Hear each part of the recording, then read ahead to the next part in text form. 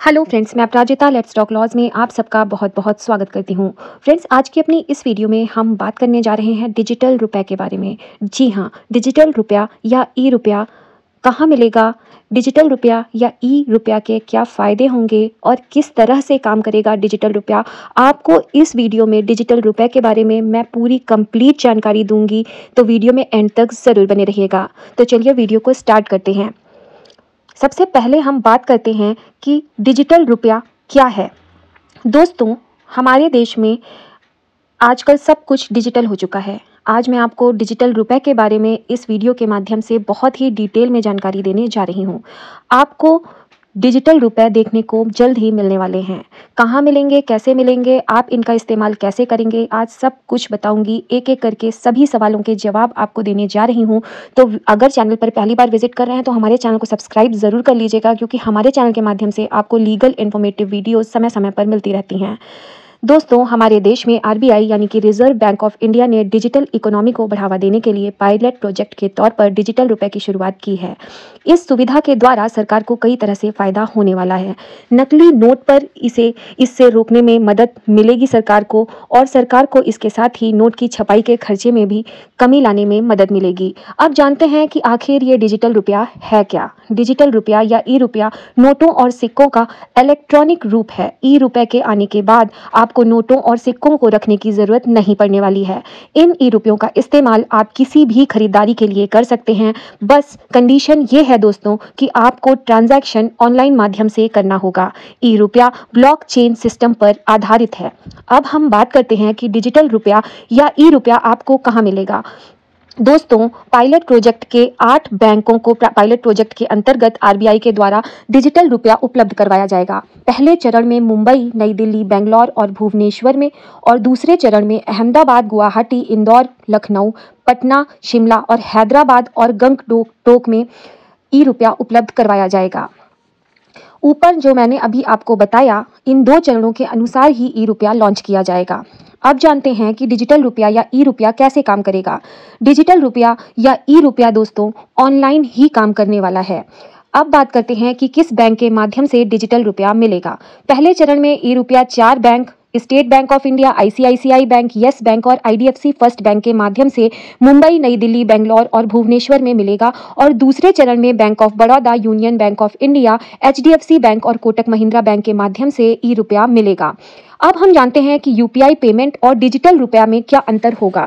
दोस्तों, अगर आपको नहीं पता है तो मैं आपको बता दूं कि यूपीआई के जरिए भी हम जो पेमेंट करते हैं उसका ट्रांजैक्शन भले ही हमारे द्वारा डिजिटल होता है, लेकिन जब बैंकों के बीच की बात आती है तो बैंकों के बीच में पैसों का लेन देन जो होता है या पैसों का जो सेटलमेंट होता है वो कैश में ही होता है। जैसे कि अगर हम उदाहरण के द्वारा बात करें तो जब भी हम किसी भी बैंक के कस्टमर हैं और हमने अगर किसी दूसरे बैंक के कस्टमर को कोई भी पेमेंट अगर यूपीआई के माध्यम से भेजा है तो हमारा बैंक उतना पैसा कैश के तौर पर दूसरे बैंक को भेजता है। और अगर हम रिजर्व बैंक ऑफ इंडिया द्वारा जारी किए गए डिजिटल नोट के जरिए पेमेंट करेंगे तो ये ट्रांजैक्शन बिल्कुल उसी तरह से होगा जैसे कि हमने किसी व्यक्ति को कैश में पैसा दिया हो। अब आप समझ गए होंगे कि यूपीआई पेमेंट और डिजिटल पेमेंट में क्या फ़र्क होता है। अब जानते हैं कि डिजिटल रुपया लोगों को किस तरह से मिलेगा। दोस्तों, डिजिटल रुपया आम आदमी को किस तरह से मिलेगा, अगर हम इसकी बात करें तो भारतीय state bank, ICICI bank, IDFC first bank और यस बैंक के माध्यम से डिजिटल रुपए को आप परचेज कर सकते हैं। इसके लिए आपको मोबाइल या किसी अन्य डिवाइस में बैंक द्वारा एक डिजिटल वॉलेट प्रोवाइड कराया जाता है, जिसके माध्यम से आप अपने बैंक के वॉलेट में डिजिटल करेंसी को रख सकते हैं। अब जानते हैं कि डिजिटल रुपए के लेन देन को किस प्रकार से किया जाएगा, यानी कि डिजिटल रुपए का लेन देन आप किस प्रकार से करेंगे।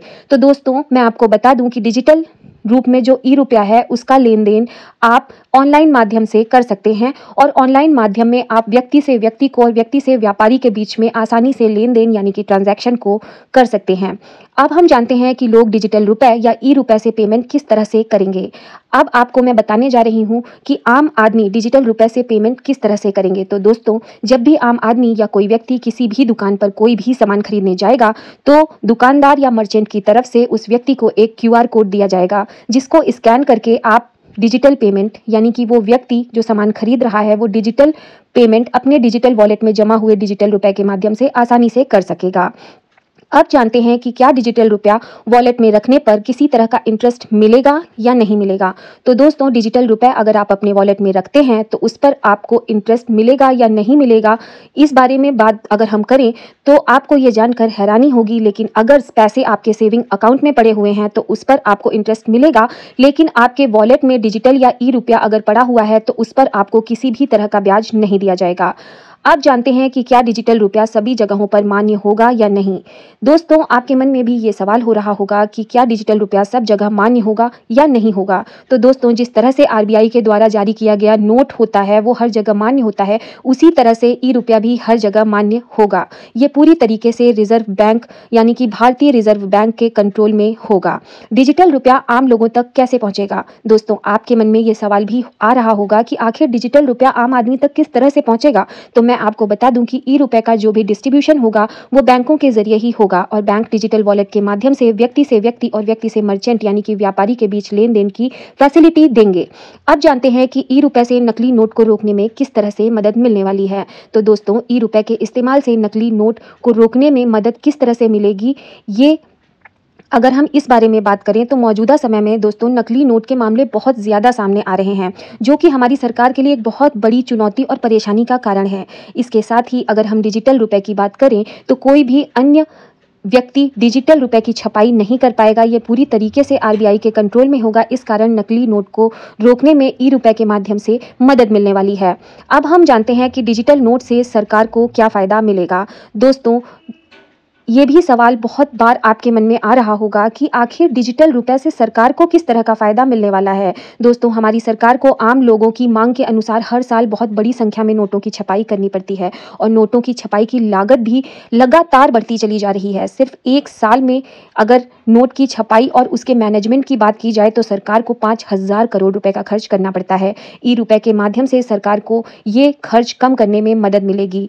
आज के समय में हमारे देश में 100 रुपए का एक नोट प्रिंट करने के लिए लगभग 10 से 18 रुपए का खर्च आता है। अगर हम 2021-22 में आरबीआई के डेटा पर ध्यान दें तो आरबीआई ने 4.19 लाख अतिरिक्त नोट छापे थे। दोस्तों, अब हम जानते हैं कि क्या डिजिटल रुपए के द्वारा ब्लैक मनी पर कंट्रोल करने में मदद मिलेगी या नहीं मिलेगी। ये भी एक बहुत महत्वपूर्ण प्रश्न है कि क्या डिजिटल रुपए के माध्यम से सरकार को ब्लैक मनी पर लगाम लगाने में मदद मिलेगी या नहीं मिलेगी। तो दोस्तों, मैं आपको बता दूं कि डिजिटल रुपए के माध्यम से जो भी ट्रांजैक्शन किया जाएगा वो सरकार की पूरी तरीके से नज़र में होगा। कोई भी व्यक्ति डिजिटल रुपए से ट्रांजैक्शन को छिपा नहीं सकेगा। इससे ट्रांसपेरेंसी जो है वो बढ़ेगी और ब्लैक मनी पर रोक निश्चित तौर पर लगेगी। अब जानते हैं कि क्या डिजिटल रुपए से लेन देन करना आसान होगा या नहीं। आज के समय में एनईएफटी और आरटीजीएस जैसे ट्रांजैक्शन अगर कोई इंसान करता है तो पैसे को एक स्थान से दूसरे स्थान पर पहुंचने में कुछ समय लगता है, मगर डिजिटल रुपए के माध्यम से अगर कोई व्यक्ति पैसा भेजेगा तो पैसा जिसको मिलना है उसको तुरंत पैसा मिल जाएगा। इस प्रकार से समय की बचत होगी।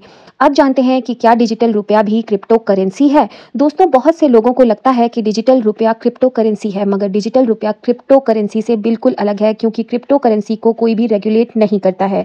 मगर यदि हम डिजिटल रुपए की बात करें तो डिजिटल रुपया पूरी तरीके से आरबीआई के कंट्रोल में है। इसके साथ ही आरबीआई डिजिटल रुपए को लेकर नियम भी बनाने जा रहा है। आरबीआई के पायलट प्रोजेक्ट के तौर पर इस करेंसी को आरबीआई ने लॉन्च किया है। डिजिटल रुपए को आरबीआई जारी करेगा, जबकि क्रिप्टो करेंसी की अगर हम बात करें तो क्रिप्टो करेंसी की माइनिंग की जाती है।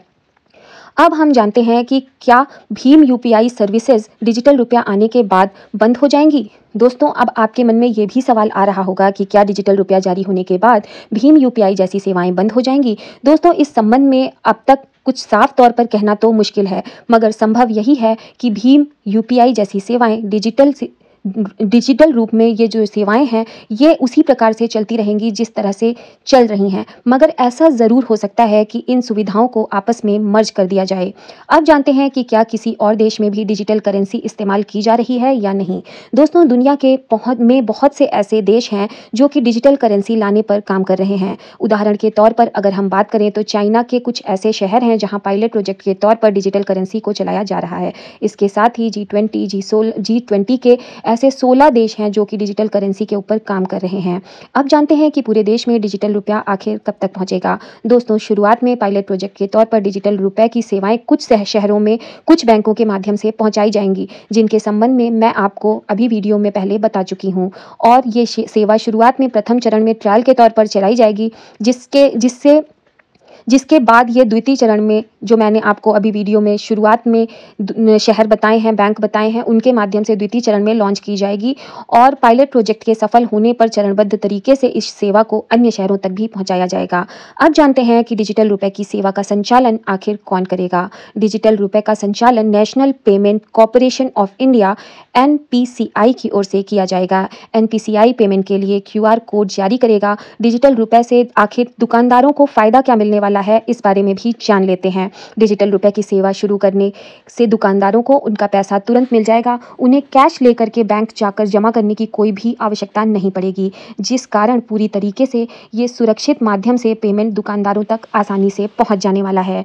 दोस्तों, डिजिटल रुपए के बारे में आपको मेरी ये वीडियो कैसी लगी, कमेंट करके ज़रूर बताइएगा। और अगर डिजिटल रुपए के बारे में अब भी आपके मन में किसी तरह का कोई प्रश्न हो तो आप कमेंट के माध्यम से मुझसे कमेंट बॉक्स में ज़रूर पूछिएगा। मैं आपके प्रश्नों का उत्तर ज़रूर दूंगी। तो फ्रेंड्स, यहीं वीडियो को समाप्त करते हैं। फिर मिलती हूँ नेक्स्ट वीडियो में। Till then, bye bye.